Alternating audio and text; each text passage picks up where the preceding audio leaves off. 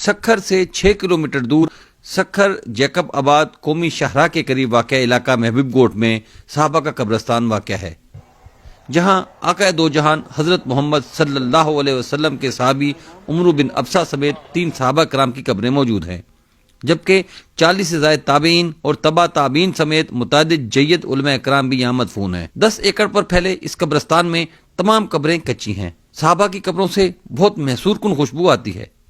تاریخی کتب کے مطابق یہ صحابہ کرام عموی دور میں یہاں تبلیغ اسلام کے لیے تشریف لائے تھے، اس لیے مورخین نے سندھ کی دھرتی کو باب الاسلام یعنی اسلام کا دروازہ کہا ہے۔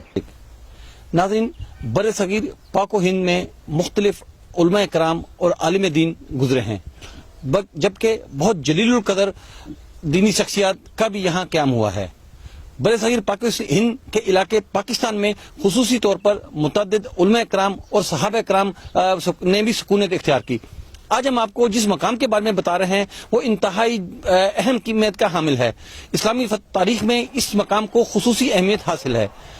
سکھر سے تقریباً 6 کلومیٹر دور قومی شاہراہ کے قریب واقع صحابہ کا قبرستان ہے، جہاں پر 3 صحابہ کرام کی قبریں موجود ہیں۔ یہ وہ جلیل القدر صحابہ کرام ہیں جو حضور اکرم صلی اللہ علیہ وسلم کے دور میں یہاں تشریف لائے۔ مختلف تاریخی کتب میں بھی ان کی موجودگی کا جو ہے ثبوت ملتے ہیں۔ ان کی جو قبریں مبارک ہیں وہ اتنی اب بھی جو ہے کچی قبریں ہیں، تاہم جب آپ قبروں پر یہاں پر جو لوگ حاضری کے لیے آتے ہیں انہیں ایک انتہائی محسور کن خوشبو جو ہے وہ آتی ہے، جس سے تصدیق ہوتی ہے کہ یہ انتہائی جلیل القدر شخصیات ہیں۔ ان کے ساتھ اس وقت یہاں اس مدرسے کے جو انتظامات سنبھالتے ہیں وہ ہمارے ساتھ موجود ہیں، ان سے ہم اس جو ہے صحابہ کرام کی قبروں کے حوالے سے جو ہے تاریخی حیثیت کے حوالے سے معلوم کرتے ہیں۔ جی سر، بتائیے گا یہ کن صحابہ کرام کی قبریں ہیں اور ان کی کیا تصدیق ہے؟ یہ سیدنا عمر بن ابسہ رضی اللہ تعالیٰ عنہ صحابی رسول ہیں، اور دوسرا صحابی ہیں سیدنا عمر بن اخطب رضی اللہ تعالیٰ عنہ۔ تیسرا صحابی جو ہیں وہ سیدنا معاذ بن عبداللہ جہنی رضی اللہ تعالیٰ عنہ۔ بڑوں سے جو یہ تحقیق ہاتھوں میں آ رہی ہے، یہ صحابہ اکرام 42 ہجری میں آئے تھے ایران مراکز سے خوزدار میں۔ کوزدار اب ان کو کہتے ہیں شہداد کوٹ۔ وہاں کے لوگوں نے صحابہ اکرام کا اکرام کیا، کچھ گھوڑے کچھ اونٹ دیے تحفے طور پہ۔ پھر صحابہ اکرام یہاں پہ 26 سال زندگی گزاری ہیں۔ عمر بن ابسہ پیٹ کی تکلیف کی وجہ سے بھوک کی حالت میں فوت ہوئے ہیں، اور غالباً نے 35 روایتیں نبی پاک صلی اللہ علیہ وسلم سے کی ہیں جو بخاری شریف میں ہیں۔ تو یہ جو ہم نسل در نسل یہاں پہ جو قیام ہے ہمارا، میرے والد صاحب ہیں مولانا مفتی عبدالحادی صاحب، وہ جامعہ فاروقیہ میں سے فارغ ہوئے 1988 میں۔ یہاں سے جو بڑے کہتے ہیں، اور یہ جنگلوں کے شیر آ کے سلام کر کے پھر جنگل کی طرف جاتے ہیں، اور کبھی کبھی ایسا ہوتا ہے کہ 3 لاٹیں آسمان سے گرتی ہیں، پھر خوشبو اڑتی ہے۔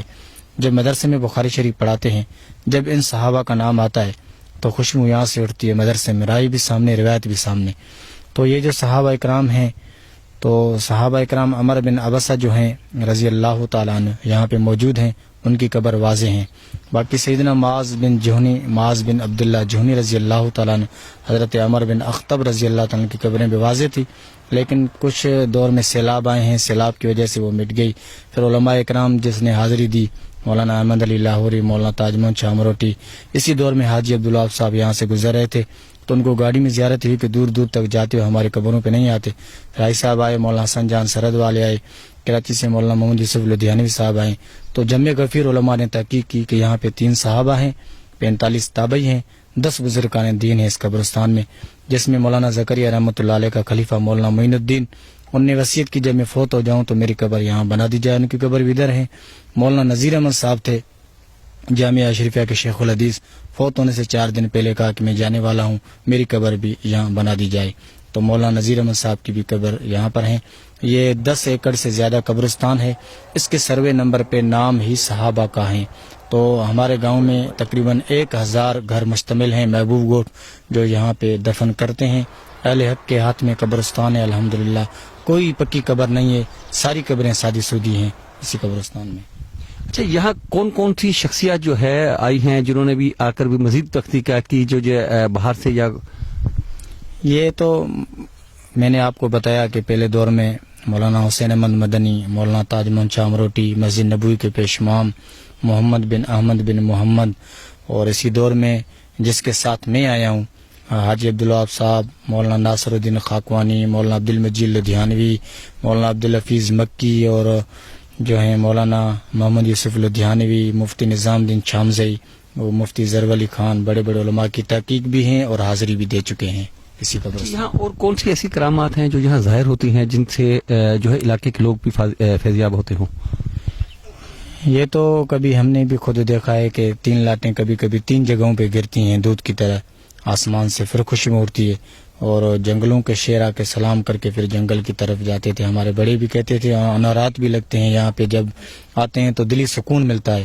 تو یہاں پر جو ہیں جب بخاری شریف میرے والد صاحب پڑھاتے ہیں طلباء کو برکت کے طور پہ، جب ان صحابہ کا نام آتا ہے تو خوشبو یہاں سے اڑتی ہے مدرسے میں، ایسے لگتا ہے رائی بھی سامنے، روایت بھی سامنے۔ اچھا، ان صحابہ کرام کے حوالے سے اور کیا کیا جو ہے معلومات ہے یہاں سکونت اختیار کی تھی؟ کیا اور کوئی نشانیاں یا کوئی ایسا واقعہ بیان فرمائیں؟ ہاں، ان کے کچھ جگہ ہیں، وہ سیلاب آئے تھے تب و تابعین تک وہ مکانات ظاہر تھے، ابھی وہ کھڈے بن گئے ہیں، مٹی کا ڈھیر بن گیا ہے سیلاب کی وجہ سے، ورنہ صحابہ کے وہ مکانات اور رہنے کی جگہ بھی واضح تھی۔ اور کچھ 2 کھجوریں ہیں وہ بالکل اجوا کی طرح پھل دیتی ہیں، وہ بھی یہاں موجود ہیں اس قبرستان میں، اور کنواں بھی ہے جس سے صحابہ کرام پانی بھرتے تھے، ہم نے اس کو ڈھکنا دے کے محفوظ کر دیا ہے، وہ بھی اسی قبرستان میں محفوظ ہیں۔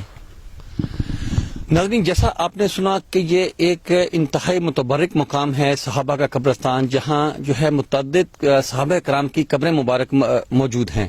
یہ اس علاقے کے لیے برکت کا بھی باعث ہے، اور یہ اس بات کی مصدقہ دلیل ہے کہ جو ہے سندھ کو جو باب الاسلام کہا جاتا تھا وہ صرف اسی طرح نہیں، یہ حضور اکرم صلی اللہ علیہ وسلم کے دور میں بھی جو صحابہ کرام آ کر یہاں انہوں نے اسلام کی تبلیغ شروع کی، تو اسی حوالے سے سندھ کو جو ہے باب الاسلام بھی کہا جاتا ہے۔